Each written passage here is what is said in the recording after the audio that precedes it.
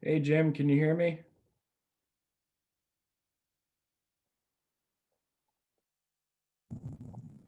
Yeah, I can hear you now. All right, how you doing? How are you? Good to see you again. Yeah, good to hear from you. Say You're coming in scratchy for what it's worth. that Your again? voice is coming in scratchy. Maybe it's Hmm. my end. Yeah, you sound scratchy to me right now. Hmm.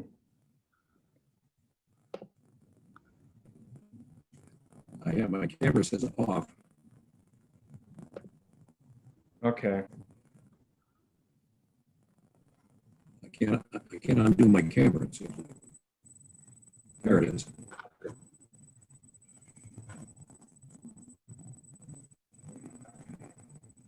Let me try and see if it's my audio. Let me try that.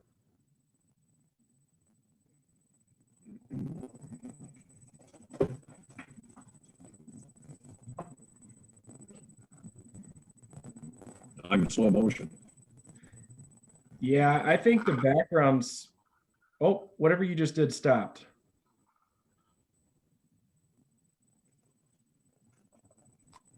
Hmm.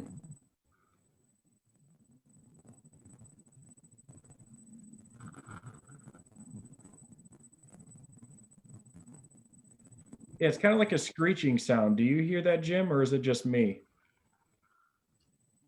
I hear it when you're talking. Huh. All right, I'm gonna try and go in from my phone then. Let me see if that works. Hmm. A third person comes on and we find out if it's like me, you, or this whole system, I guess.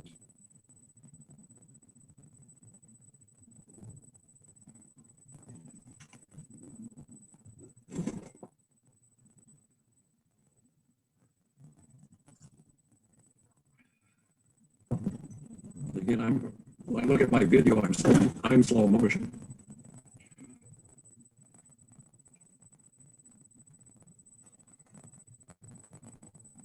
It's nice watching me 3 seconds ago.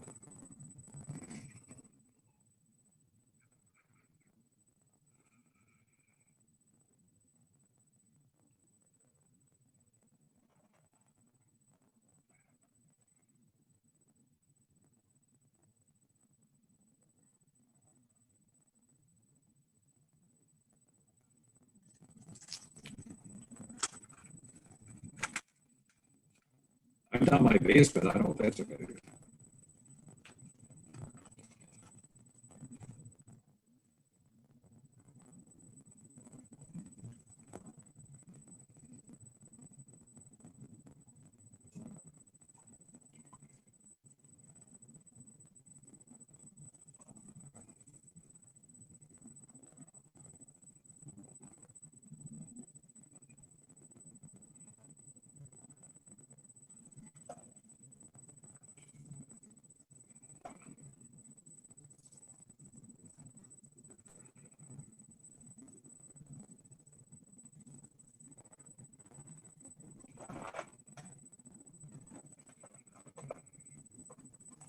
Where's Bob?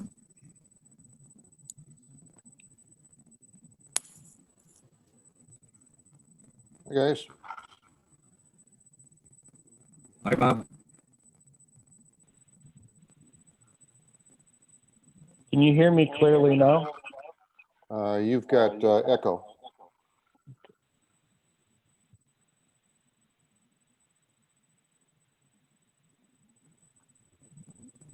Bob, can you hear me?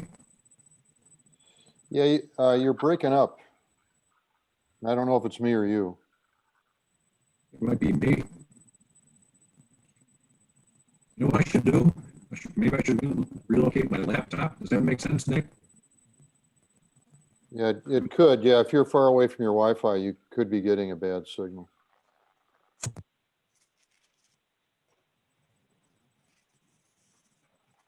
Nick, can you hear me clearly?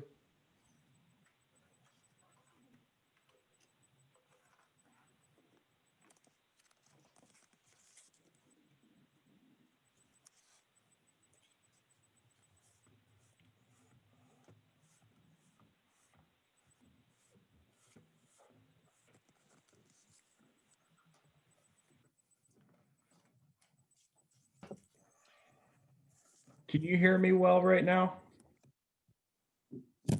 Okay, because it was Jim's, was having really bad feedback. Yeah, no, you sound. How am I okay. now?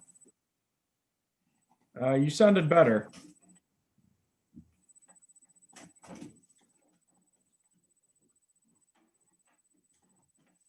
Oh, Hey, Fi- because let me add him.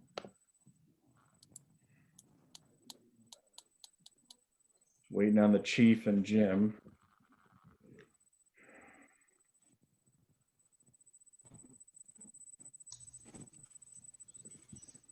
Hey Nick, how you feeling, man? Better. I'm Yeah. getting there. I still don't have any smell or taste, but I swear I'm at like 10%. You know, I'll get a quick little sniff of something and then it's gone. Like a dog, turn your head and look for it. It is like I'm supposed to be having fish dinner tonight and I'm gonna be able to chew on it, but Yeah. nope. Oh, man. Well, I hope you feel better. You look like you're getting some color in your face. That's good. Well, thank you. Yeah, someone who else told me somebody they when they saw me, they're like, you looked as pale as a ghost. And I'm like, Maybe before, yeah. There's a yeah. little pink in there. Hey Bob, how are you? Hi, Vikas. Yeah, Nick, you sound way more energetic than you did at the end of last week. That's for- I can tell you now, if we had that council meeting on Monday, that would have been a struggle. Yeah. Let's see. Still waiting on Chief Poloni and Jim Bostock. Hey Mr. Robson, how are you?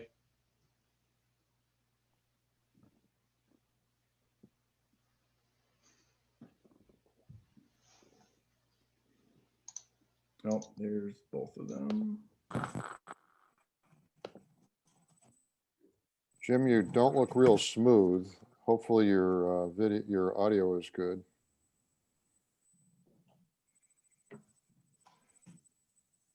Well, that's better. Can you see me? Yeah, oh, that's much better. Hello? Yeah, that's. I pulled the plug on my laptop. I can't see you guys now, but that's all right. You We can't. look the same. If you can, Probably Yeah. better off for you that you don't have to look at it.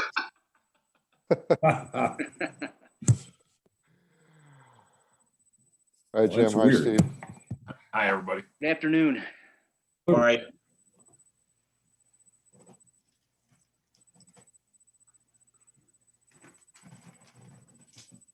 I gotta stuff all my notes.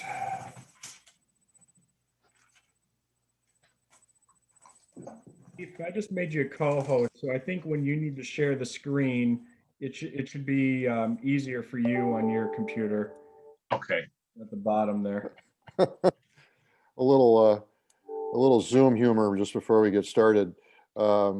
We did an all-family Zoom call for Thanksgiving for our kids and grandkids, and because the grandkids aged 4 through 10 are all doing remote learning in one way or another, they all have their own tablets, and so every grandkid had their own screen and was in a different room of their house. And my 7-year-old grandson wasn't entirely happy with the way I was running the meeting, and he strongly suggested that I make him a co-host. Grandpa. Did you call him Vikas by accident? It was pretty funny. That's great, Grandpa. It is funny. Now is Vikas on? Yeah, I'm Yes. here, Mr. Robson. Hi, Vikas. My laptop's acting up. I can't see anything, but you guys can see me. Yeah, I've been on the whole time. I was gonna apologize to you for parking in your driveway a couple days ago when I went to see Amy. Never even knew. Oh yeah, your wife knew. She came out. I waved to her. Oh, okay. Come on in for a coffee sometime. Yeah, I'd love to. All right. Nick, does it look like we're going to have some public that are queued up? Yep, they're in the waiting room right now. I got 9 people publicly waiting right now. Okay. And so bear with me tonight being the host. So I'll do my best. I'm not Leah, but I will do what I can.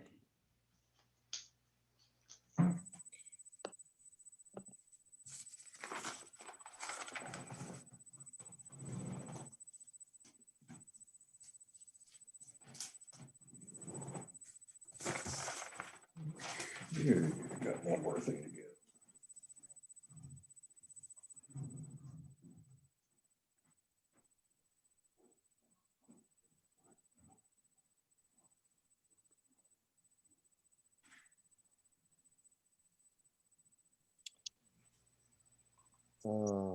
It's too bad Jim can't see us, because if the chief's going to share his screen, he won't be able to see whatever it is that's being shared. Oh, yeah, he said his camera's not working? Or he Well, his can't- camera's there, but Jim, I is there can't- any? I can't see anything, but Well, Yeah, that's gonna be a little bit harder when we've got screen sharing and there's data on the screen, but for are information. you seeing something on my screen now or just me still? Just you. So I'm wondering if, all right, so, Why don't you test it out? that's Yeah. what, that's what I was trying to do. It says, Down at the bottom, it says there should be a button for share Yeah. screen. I've done it, but this one is saying something different here. So it's saying it came up advanced sharing options. Who could start sharing when someone else is sharing? Only host. And who can share? Only host. So I'm not sure it's gonna let me share my screen. That's what I'm trying to I do. thought I made you co-host. Yeah, it shows you as co-host, so you should be able to. You should be Yeah, able. I'm trying to share it right now and it's not sharing. So You want to try Alt plus S? yeah, I'm hitting the sharing button. So Oh, it's not, yeah. yeah, it's just not letting me in. Hey, Chief, let me try this for 1 second. I'm not gonna say this publicly, but I'm gonna do all participants. Does that do anything now? Ooh, be careful. Hey, if- Yeah. You can also, if you want to email it to Nick, he can always present. Yeah, it's not that big of a deal. I don't need to necessarily do it, and it just shut down on me, so I might have a little bit of an issue anyway here. But we'll work on it. If I don't need, I may not need to share it, so it's Okay. not a big deal. Okay, well, Jim, are you ready? I'm ready. I got 13 people in the public I can admit here. sounds good. Okay. And then we'll start the meeting, and I'll let you know when they're in.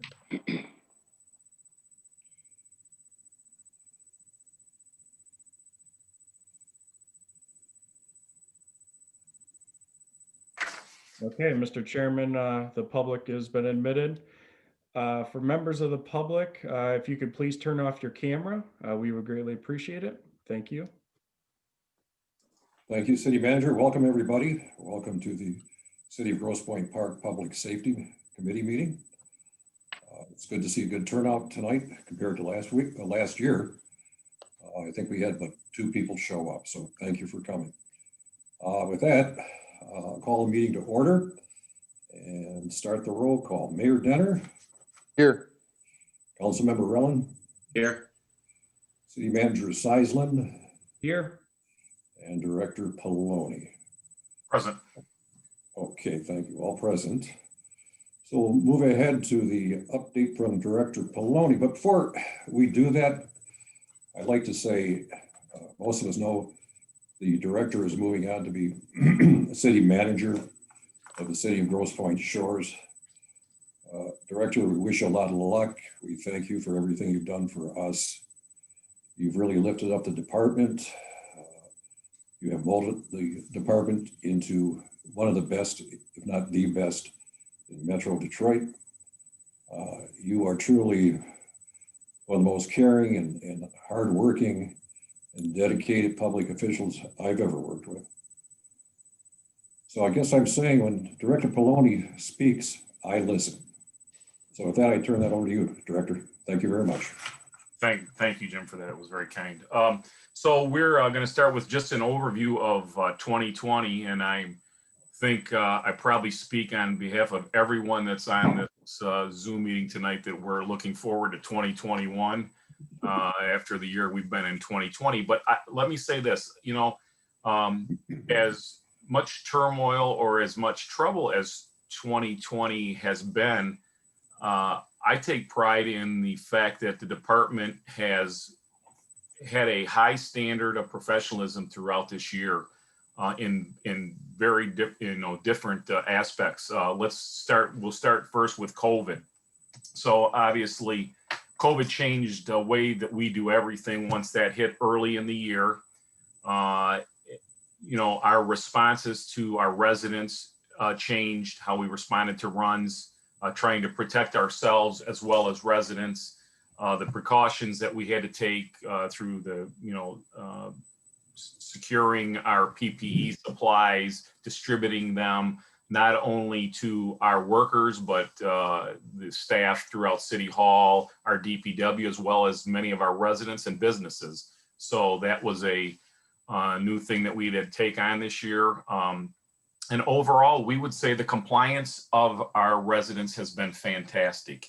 We hear a few little stories, anecdotal stories where, somebody was not complying and people were together, but anytime we responded to one of those issues, we were met with cooperation from our residents, our businesses.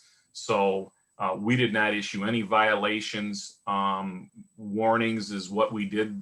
We went with that route, and we never had to warn anybody twice. So, and again, this was difficult on everybody, as you can imagine, on people that had to stay in their homes, people that couldn't shop, businesses that had to close. So we were very cognizant of that fact and try to be compassionate, as well at the same time uphold the law and protect the safety of all people involved. So at other things to COVID, we applied and received grants of over $20,000 for supplies related to COVID. I was the East Side representative for all the departments as it related to making sure people had supplies in all the departments, and kind of coordinating that for the county. I've turned that over to Jim at this point. So Jim is now handling the whole East Side. He'll continue to do that. Grosse Pointe Park will take the lead on that still. And so Jim is handling that for me as we're going forward here. After COVID, then we had, the civil unrest throughout the country that affected everyone. So we had, 4 marches that we had, people that wanted to express their opinions, which we welcomed. And I would say those all went very smoothly. So that was, again, a joint effort between the police department, public safety department, and the people that put on their displays of demonstrating.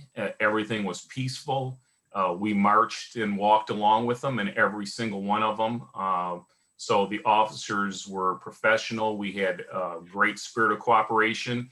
And, I think that really went really well. There was a lot of planning involved with the other departments as that carried over to, obviously, I'm the director in both the city and the park. So most of those marches went into both of those cities. And so the cooperation we had, along with our other mutual aid partners, to make sure that everything was smooth, everyone was safe, marchers felt safe, as well as businesses stayed open. Everything overall, it went really well. We were appreciative of everyone involved. So, and we worked really well with our partners in Detroit on that as well. They came over and helped us. We helped them when they needed help. And so there was a good spirit of cooperation on that end. Other things, the department for this year. So obviously that made a lot of our other things a little more difficult from an internal standpoint.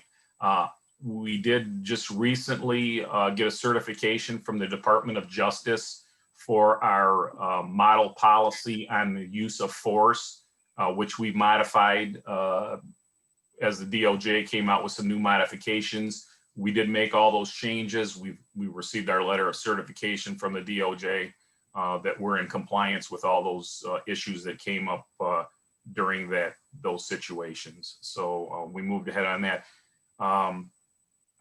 Obviously, it affected the way we trained this year. And what I'm going to do at this point, I'd like Jim Bostock, because he is in charge of our training program. I'm going to let him talk a little bit about the training and the equipment upgrades and things that we did in 2020. So if Jim would give a little overview, and then I'll come back. Thank you, Chief Poloni. Yeah, just touching on, what you had talked about with our certification letter from the Department of Justice. Um, Basically, that's tied to the purse strings for discretionary grants going forward. So we're definitely in compliance with that. We've placed those policies and procedure into place. And just a couple of short points of what that letter entails. Our use of force policy now, and has been, adheres to all federal, state, and local laws. And it specifically prohibits the use of chokeholds, except in situations where deadly force would otherwise be allowed by law. So those are two of the main points, and there's some other additional points as far as the use of force, when force stops. That's all been written into the policy. We're mandating yearly training on not only use of force, but the de-escalation of force. And we're going to continue that going forward. As far as training goes, COVID has really put a strain on our ability to train, one-on-one or in person with the groups, with our mutual aid partners. There are some of the training that we still had to do because state mandated firearms training. We're able to do that outside, out at Perch Point. We're very glad to have them as a partner to assist us in that. And the one thing that we did do, and I think it's going to help us going forward, and it's definitely helped us through this COVID. In June, we partnered with a company called the Virtual Academy. And basically that's an online interactive training site for law enforcement. There's a wide range of topics. We've supplemented some of our training with those topics. They include lectures, videos, and proficiency tests at the end. And then everything that we train with, the topics in Virtual Academy, are MCOLS recognized, and they are uploaded and added to the officers' individual training transcripts.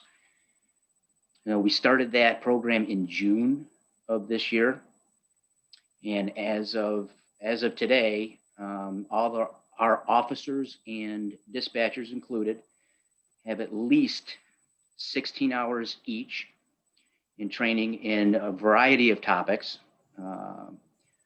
cultural diversity, racial bias, racial profiling, intrinsic biases, effective communication, and de-escalation for law enforcement. And in addition, there are other medical or bloodborne pathogen training that we did, but we definitely took the reins, and we definitely got those hot topic issues, and we're going to do those yearly from here on out. Let's see. Looking forward to training after post-COVID. We're very excited with the new building of Grosse Pointe City. We're going to be able to take advantage with training of our mutual aid partners, not only on the fire side, which they have a training tower, and we can pretty much do everything that you would do on a fire ground in a training situation, in a training environment. So we've got that, and also we have the city has a virtual simulator for use of force / de-escalation. So we've got officers that are trained to run those scenarios, and going forward, it's going to be wonderful for everybody involved in the department and other departments. Last thing I want to touch on is equipment. Equipment is always it's always a high ticket item, and sometimes difficult to get funds for, but we were able to obtain new battery powered and portable extrication equipment, or Jaws of Life. We've got cutters, we've got spreaders, and a ram to assist us, and those replaced some of the past equipment that was over 20 years old. So it was here long before I was here. So these are portable, and we have a number of tools, so we can have a number of officers working at the same time. And so that was a big purchase for us. And we also just upgraded our 911 system to the next gen 911 system. Basically, it's the state mandates that, you know, everybody had to switch over from the traditional dial-in 911. So the next gen is a lot more IP or computer involved, and we are adding different facets to that in steps. So not only can you call 911 from a cell phone, you can now you will be able to you'll be able to text 911 should that be needed. So looking forward to that. That we were able to obtain a grant for $100,000 or over $100,000. So that helped out significantly, where our out-of-pocket cost was minimal. It was close to $10,000, if I'm not mistaken. And lastly, we just upgraded our body cameras. We upgraded 12 new body cameras from Safe Fleet. They are able to record in 1080 HD. They are also equipped with Bluetooth, which assists in if the car audio or car video is activated, it'll automatically turn your body cam on, and vice versa. If your body cam's turned on and synced to the car, that will also trigger that too. And it also speaks with the other body cameras Bluetooth wise. So if you have a number of officers on the scene, as soon as the body camera gets in range of another body camera that's activated, it's going to activate. And there's nothing but pluses that can happen with that. The more video, the better.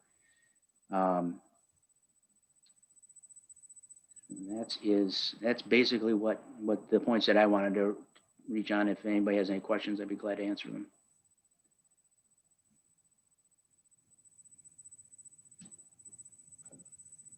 Hey, I have a question real quick, Lieutenant Bostic. Yes, sir. Yeah, thanks for that report. That's fantastic. All the training we've done. Is there any way to share that publicly, that list of what they've done? That's something to be pretty proud of. And you mentioned 16 hours of training for all the officers.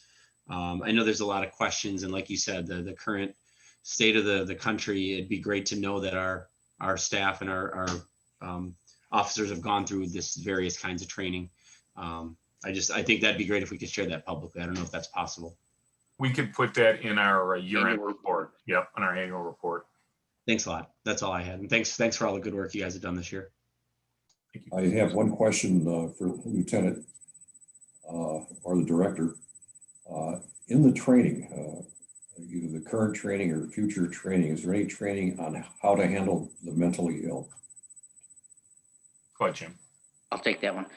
Yes, there are a number of modules in the virtual academy, and we have those actually set to go for next month, and those are also in tune with that. We can also use the Virtra simulator in Grosse Pointe City, where those are scenario based, and there's everything from mentally ill people, domestic violence, traffic stops, just walking down the street and having a conversation with somebody. And the officers running the scenario, the trainer running the scenario, based on the officer's reactions or words or whatever, can choose what direction that scenario is going to go. So if they're doing a good job de-escalating, chances are, they're gonna be rewarded for it. Sometimes, things happen, and that's just like it is in real life. So, but those two aspects, yes, their short answer is yes, and that we are on top of that. And I was honored to participate in a session with the Virtual Simulator earlier this summer. I'm not a techie, but it is a magnificent training tool. As you just indicated, you can do hundreds and hundreds of simulations with the officers. in all sorts of different situations, different scenarios.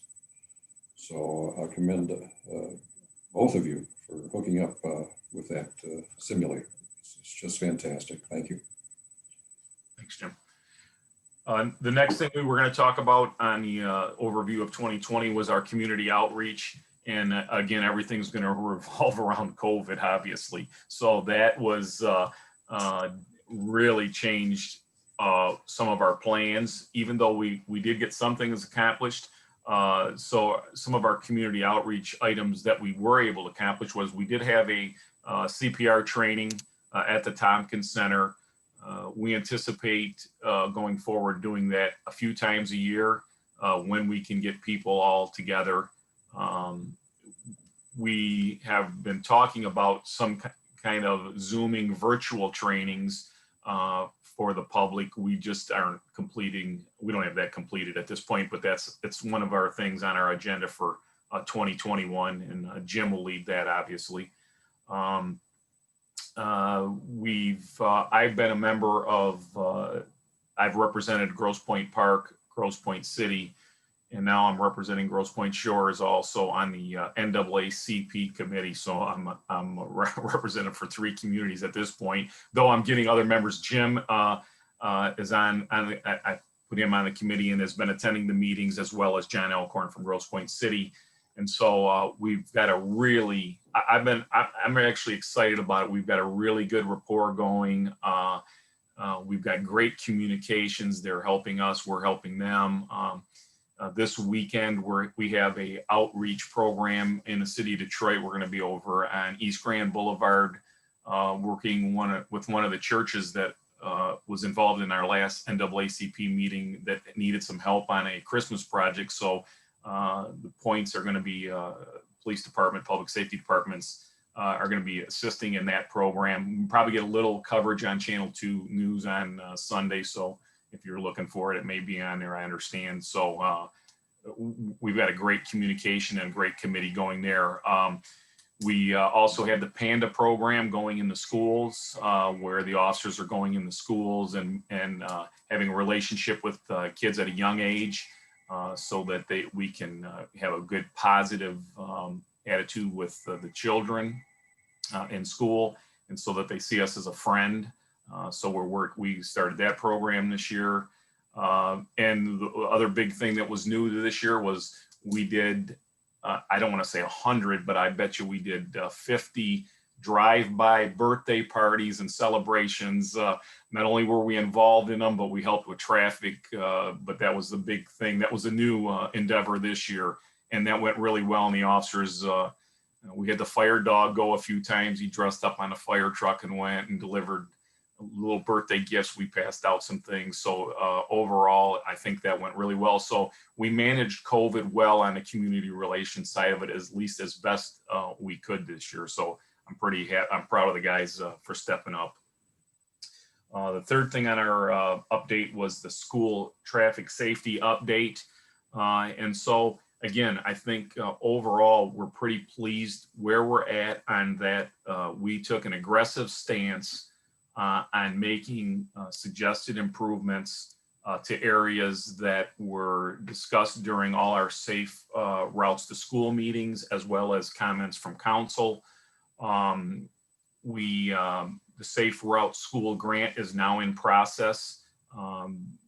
We joined in on that early on, and again, Grosse Pointe Park took a lead on that, though we were involved with other communities to get that pushed through, so that that process is taking place as we speak, and we'll get a status update on that when the money would be released to do some more work on Kercheval and around the school areas. But saying that, we did take some of the stuff out of there and do it ourselves this year. So for instance, at Westchester Crossing at Jefferson, though we could have tried to get grant money for that, we didn't want to wait a year and a half to get that project going. We felt like that was a necessary item to take care of. And so some of our councilmen, along with Nick, were aggressive on addressing that issue. So you have new signage. And again, we worked with Wayne County on that. Remember, Jefferson's a Wayne County road. So They were appreciative that they worked well with us, because, you know, they get a bad rap of being slow, and sometimes that's true, but on this project, they were very cooperative, worked with us, and so we were very good. And we got the crossing, the signs up, so there are new speed limits. One of the things we didn't think we were going to get, which we did end up getting, was a reduced speed limit from 35 to 25 during school hours, or not school hours, school times where the crossings are. And so we got that accomplished. So the signage, the markings, and the reduced speed limit all came to fruition, as well as some curb cutting and things like that to make the crossing shorter, so the time takes less time to cross the street for the kids now than it did, because we took about, I want to say, about 40 feet. Do you remember, Nick? I'm not sure if you remember, but Yeah, we about 26 feet. okay, 26 feet we took out of the crossing, so that helped.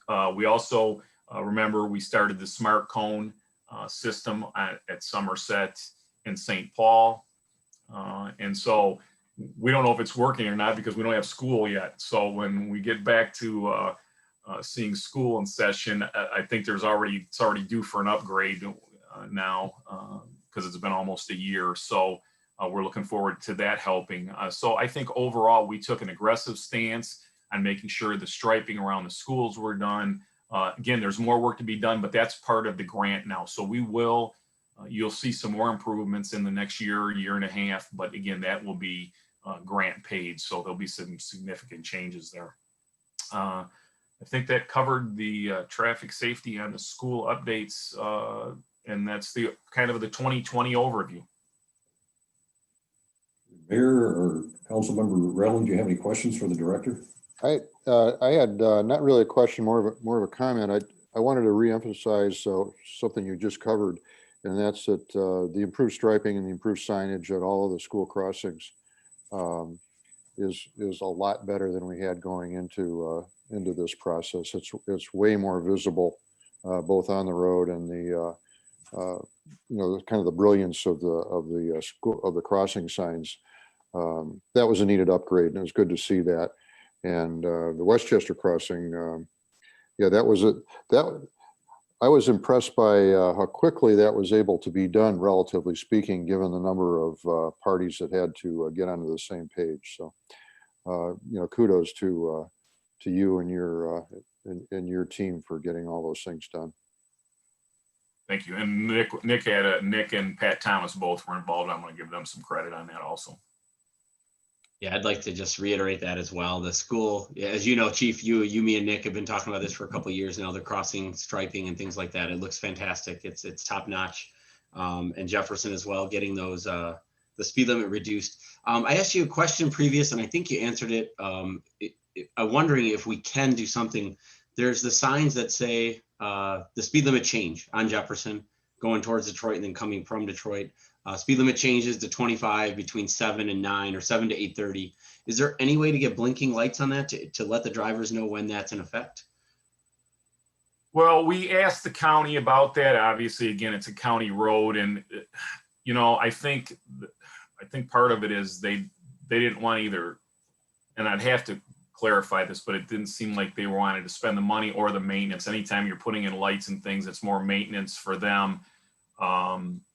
So whether or not we asked for them, when we asked for those signs, we did ask for them, and that's what we ended up with. So I've already reaching back out to them for that, as well as near Cadieux, to see if there can be some updating on the signs and striping there. They did restripe Cadieux, but it's already peeled up. So I did reach out to them. So we're hoping that both those areas, and I did mention the lights in my message. So I'm kind of hoping I will hear back from them. It's Christmas time, so I got a feeling we might have a slow response, but I would expect they'll get back to us, because we worked really well with them on this project. So yeah, and I appreciate you asking them. If they don't cover it, do you know if you can find out how much it costs and see if Cross Point Park will pick that up? Because that's getting all the kids south of Jefferson across Jefferson, that busy road. I think it'd be worth the money, or at least seeing how much it would cost to see how we can spend it in our budget. Yep, we can most certainly do that. I appreciate We'll take a look at it. And then you already talked about Cadieux. I know we had some residents that cross over there, so I appreciate you addressing Cadieux as well. The one thing I wanted to mention was school starting January 4th, correct? We're getting all the kids to come back to elementary, and then middle school is coming back January 11th, is what the email I got yesterday says. So I'm wondering if you heard that. I'm sure you did. I'm hoping they keep you guys involved in that. I actually did not get an email on it yet. So they're pretty good about sending to us. I haven't seen it yet. So, but I'm sure we will, because our crossing guards aren't working right now. We have to let them know. So That's what I was wondering. It was one, if the crossing guards will be there, and then where do you plan to have the crossing guards? I know you added one at some, I'll let you describe that. yeah, they should be, with the shortening, we were talking about going to 2 at Westchester, but with the shortening of the distance, we're going to stick with 1. So there'll be 1 there, 1 at Somerset, and 1 in the normal, the places they were before. So Perfect. we just moved the person that was at Trombley over to, went from Trombley over to Somerset. That's fantastic. That's so appreciated by the parents. It's a big plus, and just driving by there, it makes sense. So we really appreciate that. I know the PTOs really appreciate that as well. The one last thing I have, thanks of course for all that work you've done. The timing of the lights on Jefferson, are the red lights a little bit longer? I know we asked Wayne County to extend the time of crossing, so it's not just a normal light there. No, so what they did was so before the crossing was 26 feet longer, so that time was technically correct even for that distance, but because of the shortening of the distance, they did not have to do anything with the lights because we shortened it by 26 feet. Okay, that's wonderful. Thanks a lot. I really appreciate it. We're going to miss you. Thank you. I have a couple of questions, Chief, along the crossing at Westchester. As you know, we have some citizens that are inquiring about the change in the lighting pattern on the weekends. From what they tell me, in the past, the lights were disabled intentionally and then put back on for Monday through Friday. Has the county gotten back to you on that?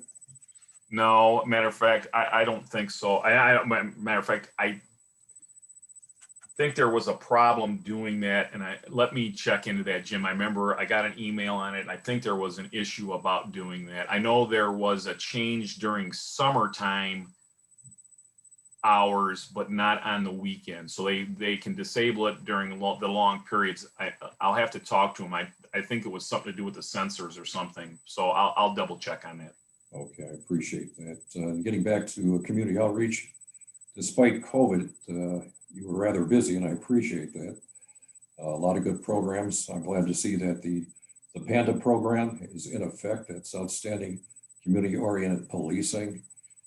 It puts police and students in a benign environment and a helpful environment. I think it's a great program. At our last meeting, you did mention the possibility of training and having available a crime prevention officer. Is there any movement towards that, as I recall? No, we haven't looked any deeper into that, just because we have other manpower needs at this point. We're still working on the fire prevention program, in which that's another outreach that we've started. I didn't mention, but we have established a 10 member fire prevention team, two members from each of the points.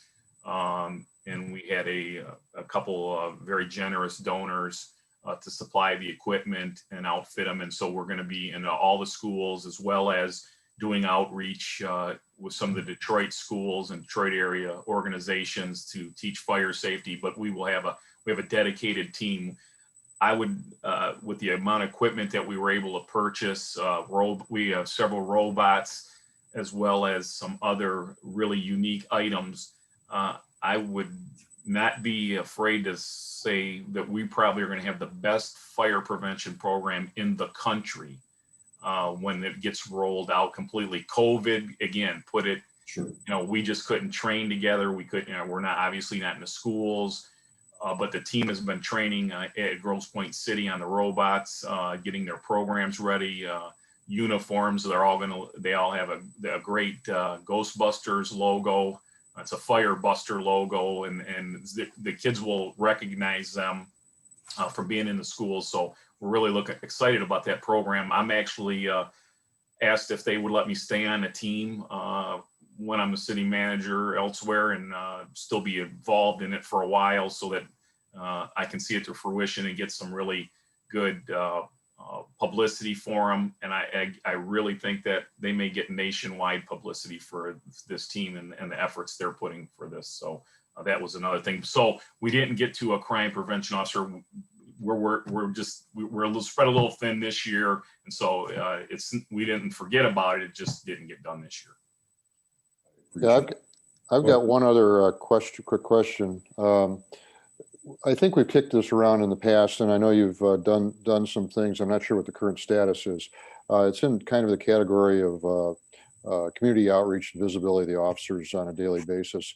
And we've talked about foot patrols in some of the commercial districts, stopping in and having interface with business owners, just being visible as a part of, as a presence and a friendly presence. So with our residents, what's the status of those kinds of thinking, or that kind of thinking? So pre-COVID, we were already doing that. So we had regular patrols on Kirchable, Mac. We didn't do a ton on Mac, but we were starting that. We were doing more on Charlevoix and in the business district in the evenings. We also had our bike patrol out on our new electric bike that we had. And so we were starting that again. COVID kind of set that back a little bit. Businesses were closed. So guys weren't getting out as much and shaking hands and doing those type of things that we were trying to promote. But again, that's high on our list, and we will continue to do that. Okay, great. Thanks. And just one other thing, Chief. At our last meeting, there was some talk pre-COVID about having some sort of public safety town hall, if you will, even if it's at the city manager informational meetings that we had pre-COVID. I'm hoping it's still in the works or that it can happen. I think it's important. Today's meeting is not town hall. As we know, it's really to discuss operational things with the Department of Public Safety. So I think the citizens would really appreciate a town hall type of setting where they can talk about anything they want to talk about. Dogs are not leashed, whatever they want to talk about. So if that can happen, I would deeply appreciate that. Yeah, and we were, I think we had one such meeting, I think it was last year in 2020 with Nick, and we sat down and met with residents and they could come and have a cup of coffee and that type of thing. And I'm sure going forward that we'll continue that.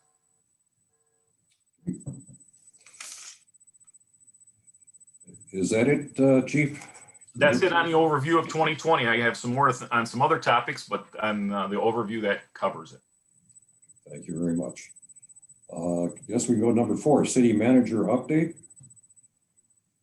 Okay, well, thank you, Chairman Robson. And I know Chief Poloni, I'll ask him certainly to join me in a couple of these discussions.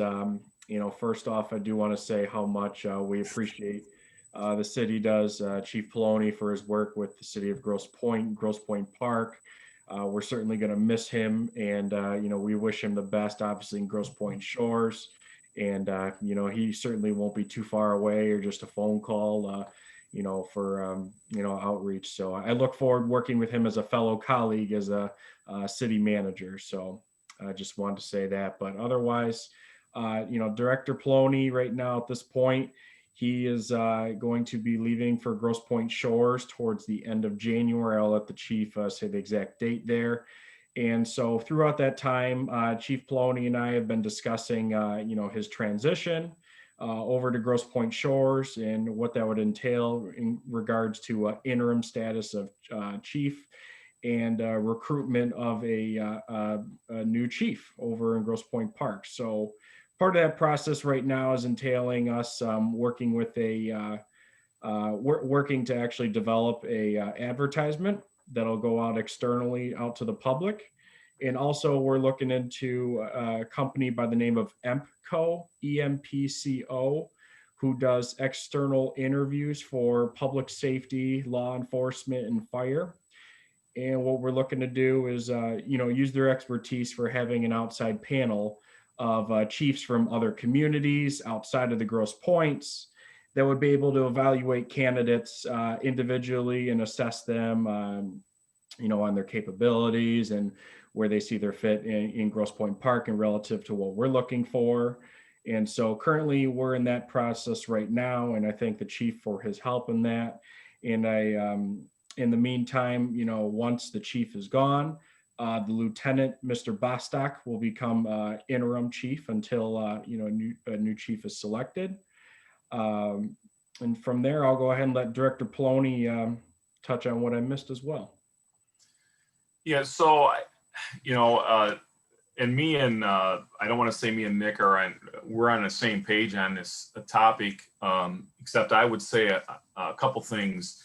One of the things that I was tasked to do when I started, so when I came to Grosse Pointe Park, I had been the chief in 2 other cities prior to coming here. And not that I was old, but I came here at 55. And so realistically, we had talked about one of the things I was tasked by mayor, council, and manager was to have a succession plan ready for at what time I would retire.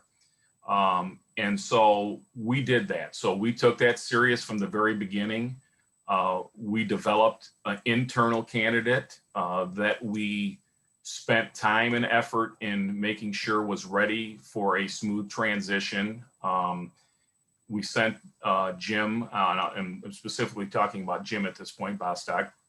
We made sure he got the staff and command school. We made sure that he was working. One of the reasons I was able to do 2 cities at one time was that I had someone back in Grosse Pointe Park and Grosse Pointe City there when I wasn't there that I could count on. Even at that, it was still hectic, but I would say that I would have never been able to do it if I didn't have someone in a secondary leadership position to fill my spot when I was in the other city or out, on vacations or training, whatever it might be.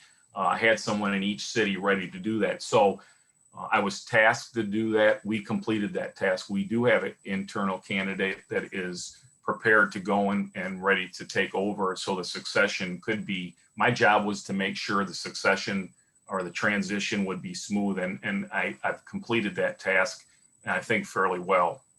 The other thing I would say is that, I think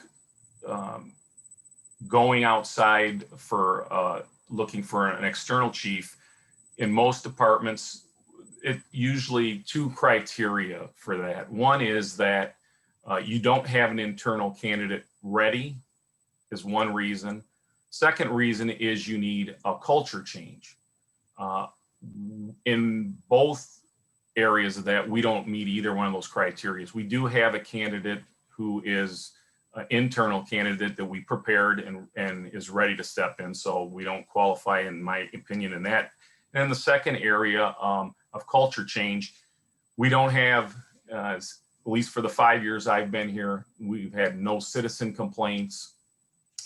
We don't have morale issues. We don't have use of force issues. We don't have racial complaints. So those areas of needing culture change, again, we don't fit that criteria because we don't need culture change. So that being said, we have a candidate ready to go internally again. So whatever the process is, I just wanted to make sure everybody knew that we did our job. We have somebody inside that has prepared himself and is ready to go. And we put our faith in him to take my place when I wasn't here. So I just wanted to make that point. That being said, whatever the process is going to be, and again, the charter specific to the manager, it's a manager's appointment, obviously. And so whatever process the manager picks, we've talked about that. And if, we have a plan for that to go and look, to set up a application process, and then some kind of process from an external point of view to look at candidates and go from there. So in whichever direction Nick decides to go, we're ready to do that. So I'm pretty pleased with the fact that we have prepared ourselves and are ready to go for a smooth transition.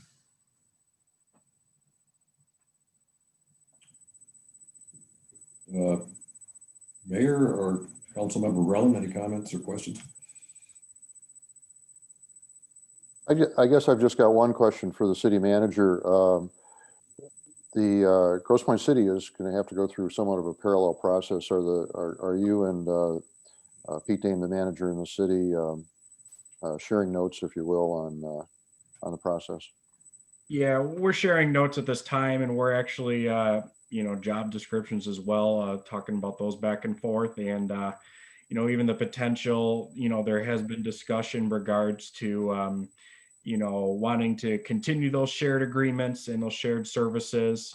And so that dialogue is happening between myself and city manager Peter Dame, Grosse Pointe City. Okay, thanks. I knew that. I just wanted to get it on the record. Hey, Nick, you mentioned that we're not going to be sharing the chief anymore, or the director. There is a potential, but more than likely at this time, it's each city is probably going to go ahead with a chief, but you never know. Okay, So, well, that's good. That's good to know. so we're leaving that open in the very case. Yeah, and I'm assuming you're going to bring this up. I know you wanted to bring it up at council on Monday, but now you're probably going to bring it up this Monday. So we'll have the ability to do some more discussion on Monday, correct? Absolutely, yeah. This was just the initial discussion, and I'll be having the same discussion at council on Monday. Yeah, that's perfect. Because I know there's a lot of ideas out there, and you mentioned MCO, so that's wonderful. Chief, you mentioned you set up an internal follower replacement, which is Lieutenant Bostic, which is fantastic. That's great to know that we have that level of capability as you exit. But it would behoove us to try and do this the proper way with searching externally and making that process transparent. Do we have a timeline on what we're looking at? Did MCO give you a timeline, or have you just designed a timeline on anything? Working with them right now on that, so maybe I'll be able to have more on Monday. But And I don't have a timeline either. I'm just wondering if they had anything. Just I know that a lot of the residents and a lot of the city of Grosse Pointe Park is very interested in this, and just want to keep it transparent as possible so we can get their feedback and all that. And I respect your decision, Chief Poloni. It's wonderful to have Lieutenant Bostic step in. So thanks. I'm looking forward to this process being equitable and transparent. Thank you. I would also add, I'm pleased that you are searching out MCO, city manager. You're basically the gold standard locally in terms of police recruiting, testing, and the whole 9 yards. So I think that's a good call. Thank you. Okay, go ahead, city manager, unless you want to segue to minority recruitment efforts. Yes. So, one of the things that, Chief Poloni and I, we discussed as I became city manager was a recruitment of talent within public safety. Obviously, COVID hit, so that changed a couple priorities there. However, this is still something that's very important to the city of Grosse Pointe Park. And just as a background information, I was talking with the chief today. This isn't just a Grosse Pointe Park issue. This is certainly a state of Michigan and a United States issue we're having with law enforcement talent entering into the field and being able to attract good talent to the community. In Michigan alone right now, there are roughly about 115 departments in the state of Michigan that are looking for a police officer or, dispatch or somebody. So it just shows you that right now at this time, we're working against some really stiff competition. And so we certainly have to have our A game for attracting that talent. Oftentimes now you're seeing a lot of communities that, how do I say this? They're officers are coming from other communities. I don't want to say poaching, but they come over and look to another community, and where there's a availability. And so in our case in Grosse Pointe Park, we've had a lot of officers hired within, I'd say, the last 3 to 5 years. And Chief can correct me if I'm wrong, but we've had from Grosse Pointe City, Harper Woods, Grosse Pointe Shores that have come over. Because they really want to work for our department. They really enjoy our benefits we have here, and the sense of community and the ability that we have. We have EMS, we have fire, and we have police. And so I'm going to go ahead and let the chief then discuss, where he specifically reaches out to, where he looks for in his talent, and then I'll provide my comments as well. So, Chief, take it away. Thanks, Nick. So the topic on the agenda was minority recruitment, and we've had this conversation. I've met with several of council people and had these discussions. And again, I think Nick made the point earlier that this is not a unique problem to Grosse Pointe Park. And so let me say this at the beginning. So I'm your chief in Grosse Pointe Park, and I'm also the chief in Grosse Pointe City. So my philosophy for hiring is the same in both cities. And I've made that clear at many meetings that we hire the best candidate that's available to us at any time, no matter what status, whether minority or not minority, we hire the best candidates. We never want to lower our standards, and our standards in Grosse Pointe Park are a tad higher than others places because we're doing police, fire, and EMS. That being said, so knowing, I can tell you what I've done.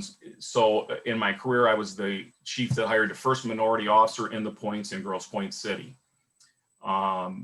We 2 weeks ago, we had a interview of 10 people in Grosse Pointe City for new officers. We needed 2 police officers in Grosse Pointe City, or public safety officers. We had 10 candidates. There were 5 Caucasian candidates, 2 African-American candidates, 2 female candidates, and an Iraqi-American candidate that was here under asylum that applied. And so those were our 10 interviews. There was one candidate that stood out far beyond the rest. He answered the questions the best. He had the best qualifications. We hired him on the spot. He just happened to be an African-American. We hired the best candidate available, and we will continue to do that. Now, I tried recruiting him for Grosse Pointe Park a year ago. He went to Oak Park. We've now stolen him from Oak Park. I tried to get him back to come to Grosse Pointe Park, but he has a friend that works in Grosse Pointe City, and he wanted to go to Grosse Pointe City. So my point of saying that is we are trying to hire minority candidates if they're the best candidates, and we're reaching out. And so in Grosse Pointe City, 15% of the staff there now are minorities, which is reflective of the community. And we are attempting to do that in Grosse Pointe Park. It is just difficult to find minority candidates, number one, to apply. We've asked the NAACP to help us in this endeavor in our meetings, to help us to find places to reach out to. But in fact, the city of Detroit, who hires a lot of minority candidates, are having trouble finding minority candidates. This is just not something unique to us. But my whole point of this conversation is we're attempting to do that. We're reaching out to the schools. We're reaching out to the academies. We're advertising in different places. What we're finding is that there's such a shortage that finding good qualified talent is just difficult. So we are, I know Nick didn't want to say poaching. We're probably not poaching, but we're encouraging people from other departments. If you're thinking about leaving, we've got a great place to come here in Grosse Pointe Park. And we've reached out to Detroit officers in Grosse Pointe City. We've hired 2. So we're attempting to to fill that bill. And so, we're open, we're an equal opportunity employer. We're looking for the best candidates. And I think we've done a really good job. I'm happy with the quality of candidates that we have. And we're working in that endeavor. So that's pretty much all I can say on the topic. Well, Director, thank you very much. A few things. I was pleased to see that you had a very diverse group of applicants for the recent Grosse Pointe City opening. And I would assume that all 10 of them had certification in police, fire, and EMS. No, so some had, so in Grosse Pointe City doesn't have EMS, so that eliminates that right there. So in Grosse Pointe City, you're only looking for police and fire because Fire. we contract out with MedStar for the EMS service. And we had some that, again, at this point, everybody has to have either a bachelor's degree in Grosse Pointe City or a certification plus an associate's. So they're even a little more strict than we are in the park. You have to have an associate's degree in the park at a minimum. And then we give preference, obviously, to people that are trained already for several reasons. If you try to hire someone that had no training at all, you would not see that officer on the road for almost a year and a half. It's 20 weeks of police academy, 12 weeks of EMS academy, 12 weeks of fire academy, and then a 12 to 16 week FTO program. So you can see that in the old days, and when I say old days, when I started back in the 80s. So if those weren't born yet, that's fine. But that's how far people did that. Now everybody is looking for someone coming from another department with qualifications, or they're looking for people that have taken the initiative, put themselves through the academy, or, obviously have to have that degree, state mandated now, to have a minimum of an associate's degree to be in the police department. So you can see qualifications have changed, it's tougher.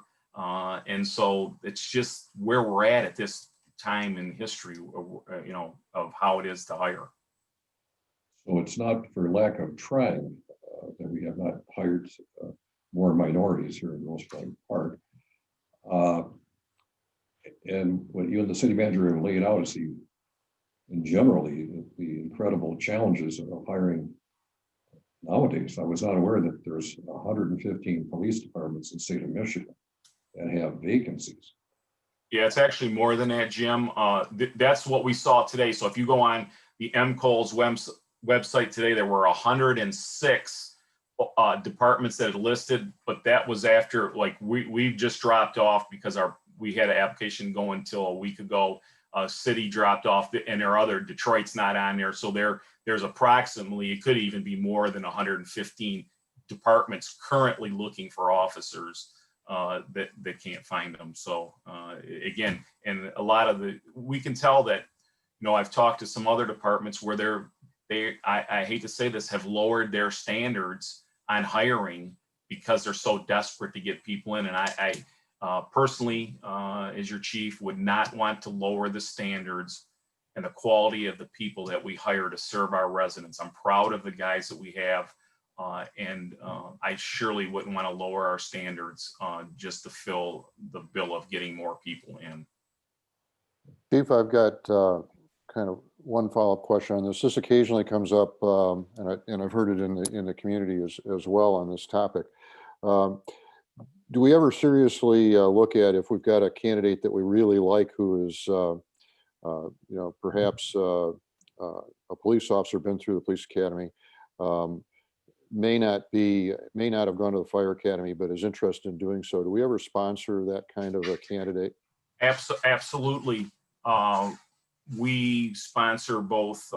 We'll send them, if they have an associate's and a police and fire and they're quality candidates, we'll send them to the other school. We've done that on several occasions. So, and we put, our ad says we give preference to those that have, the certifications. So if they have them, obviously there's preference just from a standpoint of, if everything being equal, they're good quality candidates, we'll give preference to that because we're going to get them to work sooner, which means less cost for us, less overtime, a smoother transition. So we do get preference for that. But again, hiring somebody and trying to send them to all three is not even realistic at this point. Hiring someone with one or two of them and sending them to the third is that's an option that we have done and will continue to do. And me and Jim have been working on another project of even maybe doing some of the training for EMS internally. We hired a candidate, and this is one of the things, we got a candidate from another department that is able to teach EMS classes. Now, it's a little more complicated than just bringing somebody over and doing it, but we're looking, and Jim's working on that project right now to see about doing that, which would help us out again a little more. So we're trying to be a little more self-sufficient, but it's going to take a little time and effort to get that pulled off. Yeah, thanks, Chief. I know you, me, and Nick have talked about this numerous times.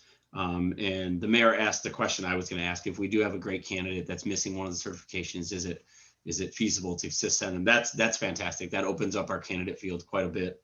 One thing I want to ask you: you said there was 10 candidates for Grosse Pointe City. Do you know where those candidates were discovered that we had a vacancy? You said one had a friend that knew it. I don't know if there's places that they use that we're not using. No, we use the same places. So we have some of those same apps so we're going to be doing interviews. We have some of those same applications. So obviously, because I work in both, I'm passing applications back and forth to each department. Again, the minority candidate that we just hired in the city, I tried to get for the parks because he's just a great candidate and would have filled the bill. But like I said, he wanted to go to the city. You know, their new building helps a little bit. They got a little drawing card there, and like I say, he had a friend there. So yes, we have sent people, and we will continue. We always will do that. If we can find a good quality candidate that has the education piece and one of the certifications, we most certainly will send them to the other. And we've advertised that way before too. And in the school, go ahead.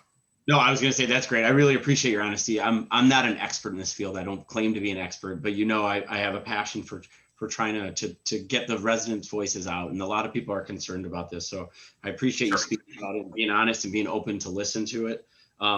We talked about having an academy, which you seem to have mentioned, where someone can come over and train internally. So that's something I'd love to hear more about as that develops. The internal academy, or spreading the knowledge amongst us. I know it's not as easy as me teaching you how to do something and then you're certified. There's got to be more to it than that. But I'm wondering if we can. I know we're going to talk about this again on Monday at council, and I know some other council members have some ideas. So, and I know there's some residents that want to talk about this today as well, because it's very important. So again, I appreciate you having this discussion and being open to listening to everybody. So thanks a lot. And one real quick point in terms of hiring. And Director, you can recall this maybe 10, 15 years ago when a suburban police department had an opening. They might get 15, 20, 25 applications for one opening. That doesn't happen anymore. Apparently, young people do not want to go into the law enforcement profession. So that's another issue as well. Jim, I took a test for two openings with 200 people. Now you have one person for 10 openings, so it's reversed.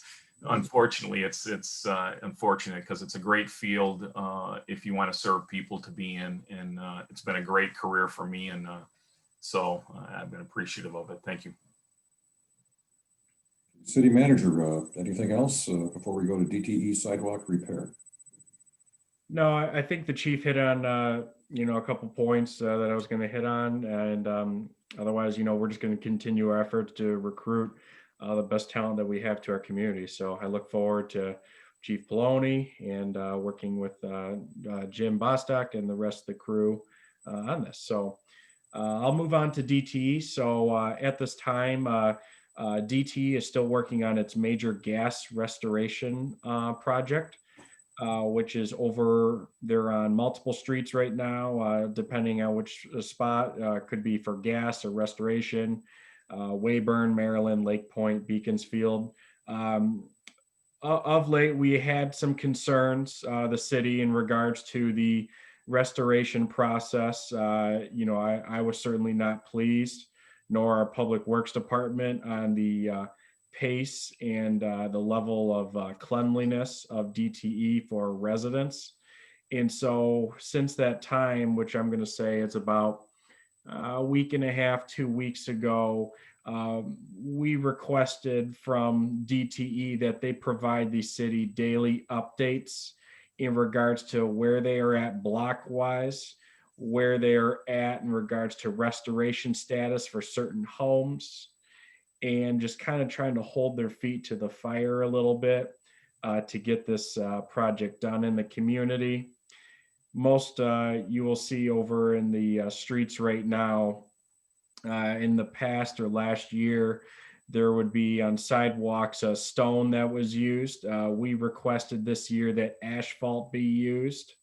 However, DTE was not smoothing out that asphalt. And so you were seeing almost like a ripple effect on a sidewalk slab that we were very concerned residents could trip over and or hurt themselves. And so we therefore then requested DTE to put a strong emphasis to bring in a roller, which they have, or we call it, Public Works calls it tamping, and it actually levels out the asphalt. So at this point right now, concrete, especially on a day like today, you couldn't pour concrete in this condition. So we very well see that throughout this winter, we're going to have probably some asphalt sidewalks. And then DT will be coming back in the spring where we do have a list, and DT is continually updating that list for us for restoration. So it's certainly, we're doing what we can. It's been almost, I'm going to say after this year, almost 3 years of DTE in Grosse Pointe Park. We certainly try and work together, in our relationships with them. But, I like DT, but I also want to see them, move on to other pastures very soon. So that's my report in regards to DT, and I'd be happy to questions from council.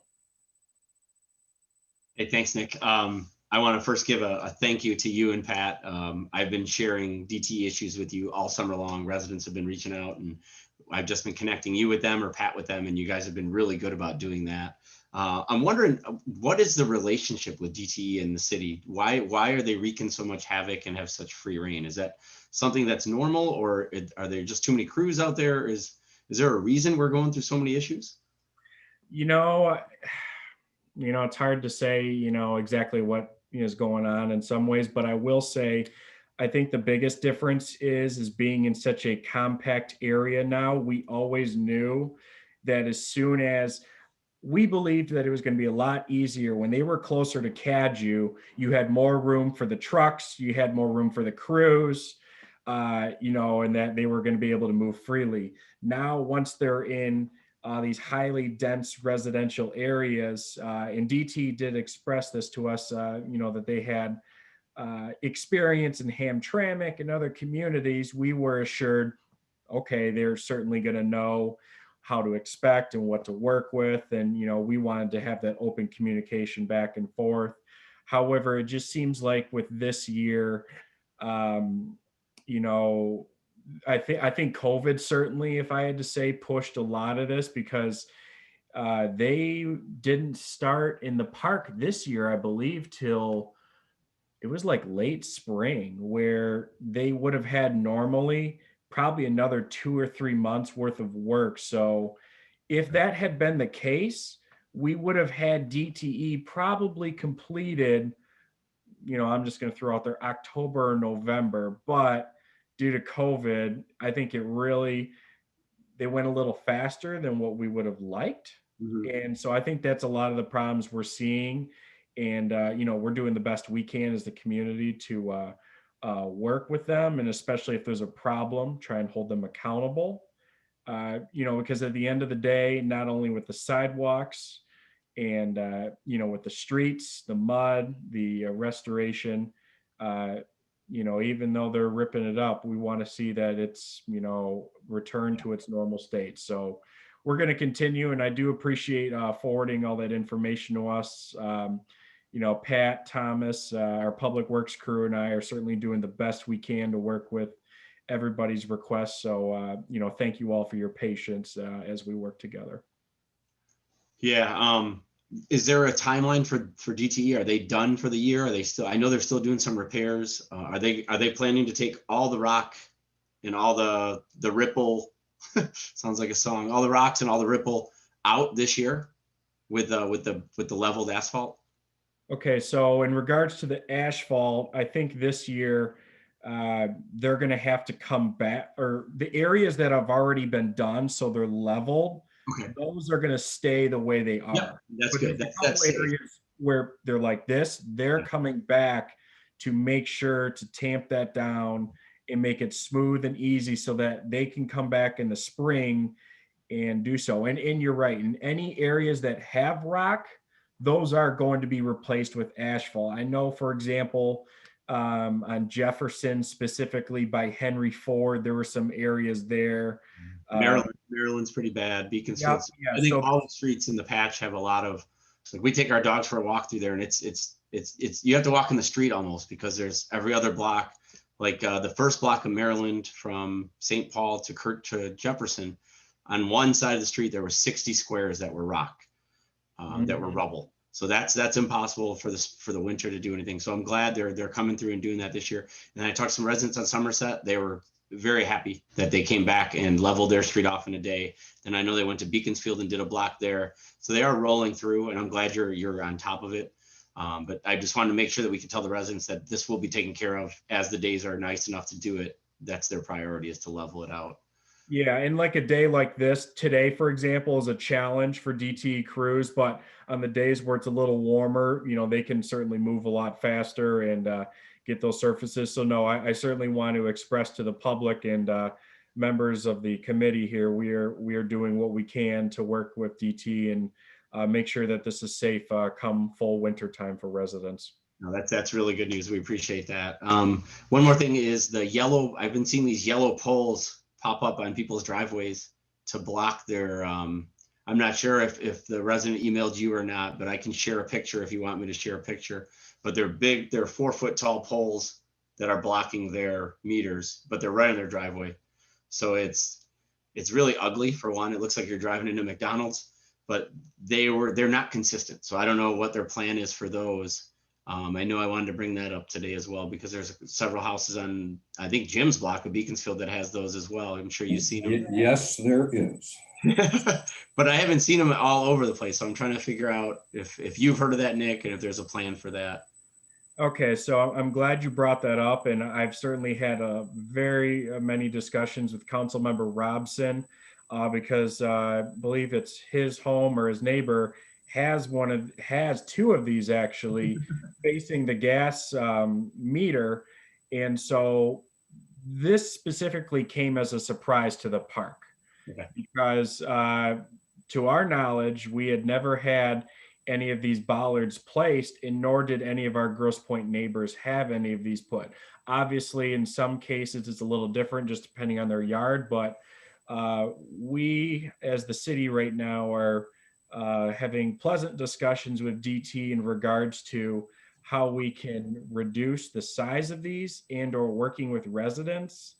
And so at this time right now, what I'm actually going to request from the public and council is if you have bollards placed at your home and you were not given a choice by DTE, to please contact the Public Works Department and or my office. This is very important in my discussions right now because that's the one problem I'm seeming to learn, Councilmember Raylan, is that I think we're being told one thing and something else is happening. And I don't want to speak ill will of, it could be a crew, it could be just a member, it happens.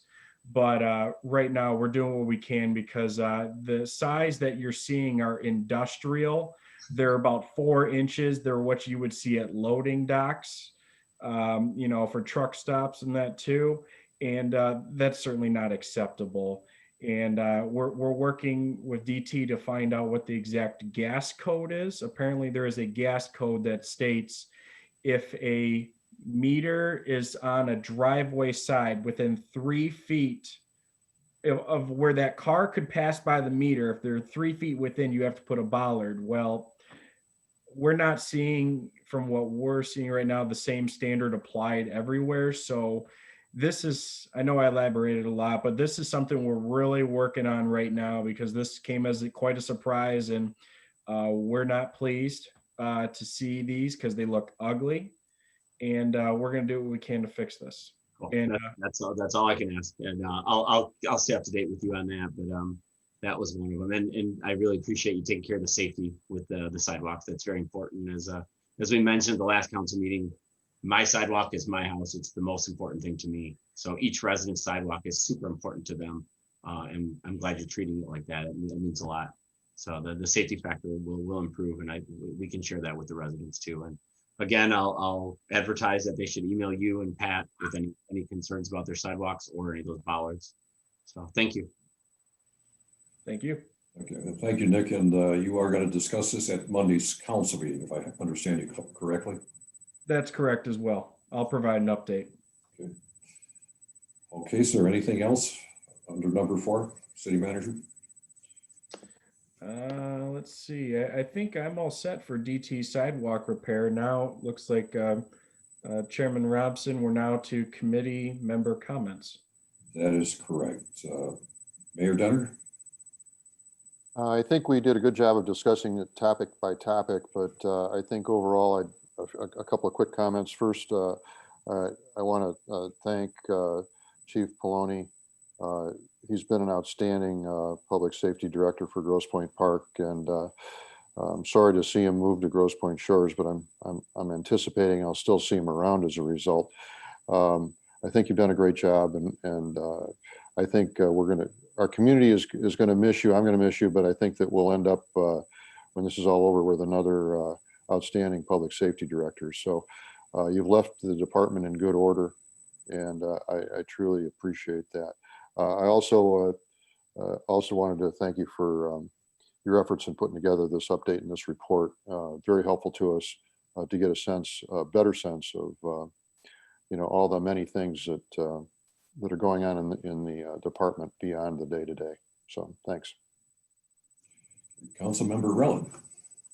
Thank you, Councilmember Robson. I want to reiterate what the mayor said, Chief. It's been fantastic. I've had a lot of interaction with you and nothing but respect. And I'm going to miss you personally because you've helped us out a lot. The one thing I do want to ask about with city manager and chief is the roundabout or the circular intersection. I know you guys were talking about updates to that. And I just want to know if there's any clarification or any guidance you can share, any updates you can share.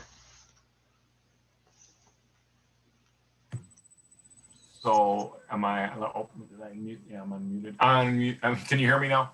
Yeah, we can see. Okay. And can you see the, Yep.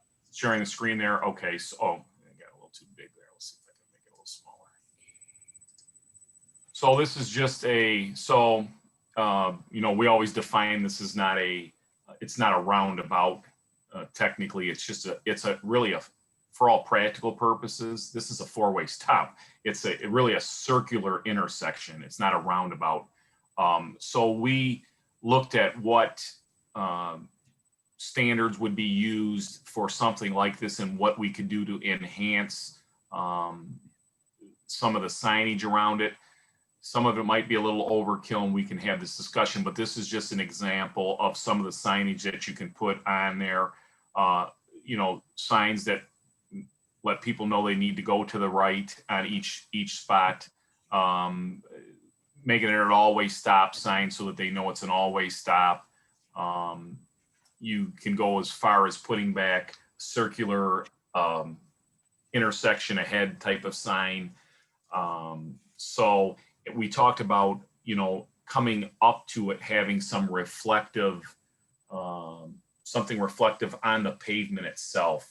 So like the night reflectors. So as they're coming up, approaching, adding that. So those are just some of the things that we can do to enhance the visibility of that intersection. I mean, we don't have, we've had some issues there, but I mean, for the car traffic, we have not had hardly any vehicle on vehicle accidents or vehicle pedestrian accidents. I don't think we've had any. But obviously we've had a couple issues with people going through straight through without making the turns properly. So we're looking at ways to address that, a little more signage and some reflectiveness. That's really about all the update I have for you on that. And from your opinion, has that met the objective of inserting that where it is? Did it meet the objective of why it was there? Well, so that was put in before I started. So as far as the objective, now I know that several of the business people have been very happy with it, especially on that block. They said it's worked extremely well for them. So from that standpoint, you know, other than the mishaps that we've had in the center of it, that's been really the one issue. Okay. So yeah, so if you when you do approach that, you can see that middle curb is just covered with black from all the tires that cars that can't make it around. But my next question is for Nick. Are we going to address this will be part of the master plan as well, right? Whether or not that's going to stick around. I'm assuming that'll be addressed in the master plan. Yeah, I think this is an opportunity too. We look at that entire area too and look at, you know, traffic flow for there. So yeah, I think that's a great discussion, you know, for this project. Yeah. Cool. All right. Thanks a lot. I appreciate the update. And my comment is that every time I have these meetings and other similar meetings, I go away very impressed with the competence and the ability of our department heads, our city manager, and really our city employees. Tonight, many things were discussed. You were prepared. You come to the table with ideas, and you're always wanting to serve the citizens, and I deeply appreciate that. Okay, I think we're ready to move on to public comments. City manager, can you handle that? Yes, I have one written public comment I'll read off first, and then I'll ask the public to raise their hand if they have a comment. And by your phone, that's the *9 function. So with that said, let me go ahead and see what my first written public comment was. This public comment comes from Mr. Neem Fama, which I do not have the address, but anyway, let's see. I want to let the committee know how appreciative I am of the Grosse Pointe Park Public Safety Department and its very able director, Steve Poloni. It is my opinion our public safety department is one of the best in Michigan. Park officers are at all times professional and helpful to the citizens. It is no accident that Grosse Pointe Park is one of the safest communities in Metro Detroit. Our well-trained, responsive, and caring public safety department deserves credit for that. I also wanted to commend the department for its PANDA partnership with elementary schools, and I'm hopeful that DEFR reconsiders its decision. That's the only written public comment, and I do have 2 public comments. So give me 1 second as I'm going to share the screen and unmute you, and then I'll ask you to please go ahead. Mary, you will be first. Let me go ahead and share my screen here. 1 second. And so what I'll have is a 3-minute timer. And so if you could, I'll go ahead and please go ahead, Mary. Okay, thanks, Nick. Yep. Mary Rulo, Lake Point. Just really briefly, first a thanks to Chief Poloni. I participated in a couple of the marches this summer and a couple of the drives. And the professionalism shown by Grosse Pointe Park and Grosse Pointe City was terrific. And frankly, it wasn't matched on all the points. And I'll leave it at that. The second point is really for Nick and for the council. And that's just, it was a great discussion about DTE because I had a bunch of questions that got answered through the course of the discussion.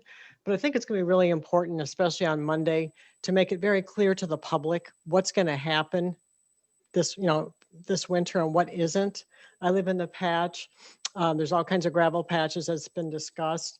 I had some very, very nice, very courteous DTE folks working, and this one person swore to me that it was all going to be concreted, and I kind of said, well, in this weather, and he said, oh yeah, it can happen. it's not going to happen, fine. But I think the public needs an honest answer about what's going to go on here. Because I think that more than anything else is really the problem, the lack of information consistently. Thank you. Thank you. 1 second here. Okay, and then I have a Susan-esque, so I'm going to go ahead and ask to unmute you, and I'm going to share my screen in a second, and then I'll let you know when to go ahead. You probably won't need it. Please go ahead. You're Famous good. afterwards. So I just wanted to say a couple things. First, I do appreciate all of the work on the DTE. I know it's frustrating. I've had conversations on it. I do just want to keep noting that it is also an accessibility issue. Over this fall, I did see someone go past our house in a motorized wheelchair that had to go into the street because of the bumpy sidewalk, and we just hope that doesn't have to happen in our community. I also just wanted to note on the police chief hiring, I think any of us who have worked in places where we've tried hard to widen our applicant pools and look at hiring more diverse workforce have known that this is really just a lot about creativity and new ways of doing things. So I just encourage you all to continue to look into additional ways to market positions, to widen that applicant pool, to reach out to new individuals, because we often tend to just, go with who we know or go with what we know. So I just want to keep encouraging that. And then just as a final note, even though this wasn't a main topic of conversation tonight, because often when it's mentioned in council or committee meetings, the PANDA program just sort of is mentioned that it's just, going forward. And I just want to make sure the community does know that there is a large group of parents in this city who I think should have a pretty big say, since it's their children in the schools, who, especially the way the PANDA program is going, are not in favor of this program, specifically armed and uniformed officers dropping into the school whenever, and especially what we know about outcomes for a lot of kids when police officers are in their schools, as well as just that we have trained behavioral intervention specialists and psychologists in schools who can handle any issues. Obviously, if there's, armed shooter incidents, that's one thing, but that isn't a reason for police officers to continually drop in and out. But I just wanted to make sure the community notes that there's a reason why they are not at defer, and it is because a large number of parents are not in favor of the program in the way it is. So if there's interest in continuing that program, there has to be a lot of changes made and understanding on the police side that it can't go on as is. That's all. Thank you. I'm gonna now ask, I have Miss Leah Greenwell. I'm gonna ask you to unmute, and I'm gonna share my screen, and I'll tell you when to get started.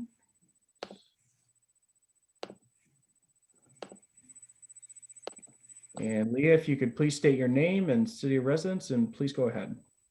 Hi, Leah Greenwell here. I'm on the 1400 block of Maryland. I'm really appreciative of all the things I learned tonight about the use of force policy commendation, about the certification from the DOJ and the de-escalation training.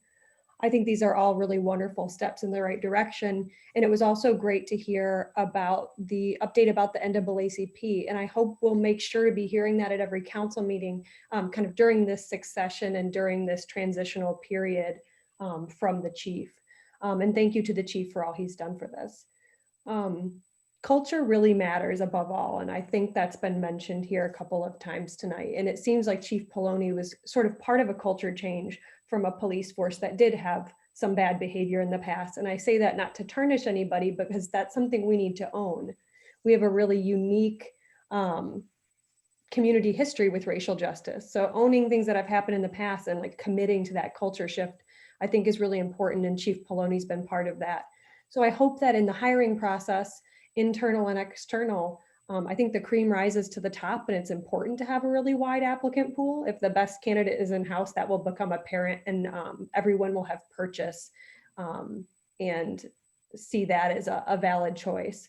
But I really hope that whoever is leading the department next will have that commitment to racial justice and equity and really understand Grosse Pointe Park's unique position in the Metro Detroit area. They have to be culturally astute and ready to lead the department. I thought Councilmember Robson brought up some really wonderful issues about sort of the preparedness for our police force to deal with those who might have mental illness or experience a crisis, with crime prevention and a town hall meeting. I think those would all be things that we should be focusing on kind of in this post-COVID chapter. I heard mention about officers on foot and officers on bike, but I have to say I'm out quite a bit, and I've never seen it, though I'm on the border with Detroit, and I definitely see a lot of cars. So I think that would be an improvement and a way for the police to feel more integrated in the community. The last thing I wanted to say is, while I appreciate information about how top of the line our police force is and that we don't have issues with racial bias, it's really difficult to feel that that's true if there's not data available, data regarding traffic stops, data regarding use of force. So I wonder if we might take some of the resources we put toward a program like the PANDA program and put it towards having our dispatchers be able to track what calls are for, and to share that with the community.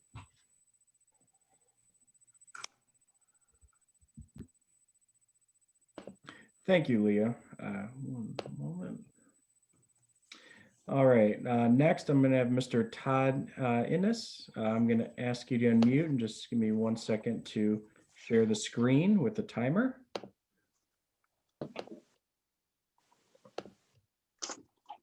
Todd, if you could state your name and city residence, and please go ahead. Sure. Good evening, Todd Innes, the park, 700 block of Lake Point. Let me start off by commending the chief and the lieutenant. I'm an attorney, so I have interactions with police officers all the time. And my interactions with Grosse Pointe Park and the city have always been professional and courteous. Greg Bowens asked me to attend this meeting to, lend support as to the issue of diversity. And while I appreciate the chief's comments, the issue of diversity and hiring is not a new issue, but yet we don't have it in the park. We either decide that this is an important issue in terms of moving forward and we do something, or it doesn't. For instance, Greg Bowens and I have been talking about this for some time, and I believe a spot came up in the farms, and I provided an officer, a retired Wayne County deputy chief, who had both police certification and fire certification, and he wasn't even given a look. I think the comments by everybody here express their level of importance of the issue of diversity. And I think there needs to be something pointed and specific as to achieve that. And simply saying that we're picking the best person for the job falls short of actually attaining that goal of diversity. Thank you. Thank you, Mr. Innes. Next, I have Mr. John C. I'm going to ask to unmute, and then I'll share my screen and I'll ask you to get started in 1 second. All right, John, if you could go ahead and state your name and city residence, and please go ahead. Hi, my name is John Clark. I'm a resident of Grosse Pointe Shores, and as a Shores resident, I'm very pleased. Although I share your pain with the loss of your chief, we are gaining what I think is going to be a first-rate city manager, and look forward to him joining our community. I'm the first vice president of the Grosse Pointe Harper Woods NAACP. We have been, since June, conducting leadership forums involving issues related to race in policing. Chief Poloni has been a regular at all of our monthly meetings, and I know he'll continue that participation. And I look forward to continued participation to whoever his successor is in the city and the park. I'm encouraged that you are utilizing a search company to help you with your selection of a new police chief, public safety director. I think it's always good to get an outside view and an outside opinion and some outside expertise. I think it's good that you develop succession plans, but I would hope that the succession plan allows for a genuine consideration of a variety and diverse pool of candidates for the position of chief of police. The NAACP looks forward to following the path. I would suspect that at some point there's going to be an opportunity for the committee to, for the community to participate in a question and answer type of forum. Community comments are helpful, but sometimes a interchange between those who are involved in making the selection is also helpful and can also lend some reassurance that the process was robust. Thank you for allowing me the opportunity to make the comments. Thank you.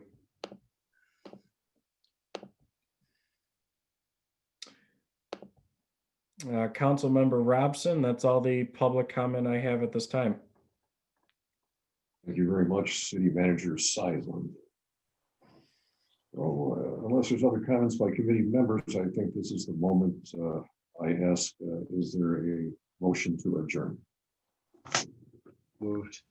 I'll support. Okay, I'll say aye. Aye. Aye. We are now adjourned. Thank you, everybody, and have an outstanding holiday as well. Thanks, everybody. Happy Thanks, holidays. everybody.